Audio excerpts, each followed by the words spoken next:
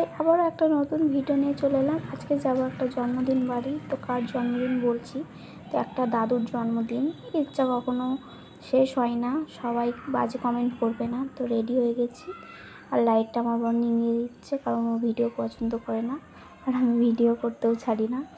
তো এখানে বেরিয়ে পড়েছি, একটা টোটো ধরে নিয়েছি, বেশি দূর না, কাছেই, আর চলেই এসেছি। আর এদেরকে তো চিনতেই পারছো, আর হাতে একটা থামস আপ দিয়ে দিয়েছে।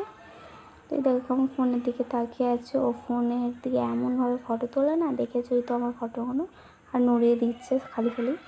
তো কেকও খেয়ে নিচ্ছে, আর ও জানেই না ওকে আমি ভিডিও করছি। আর এই তো ওনার স্ত্রী, সরি। তো ওই দেখো দাদুটা চকলেট কালারের একটা পাঞ্জাবি পরে আছে, আর এখানে একটা বড় কাচের মতো আয়না লাগানো আছে।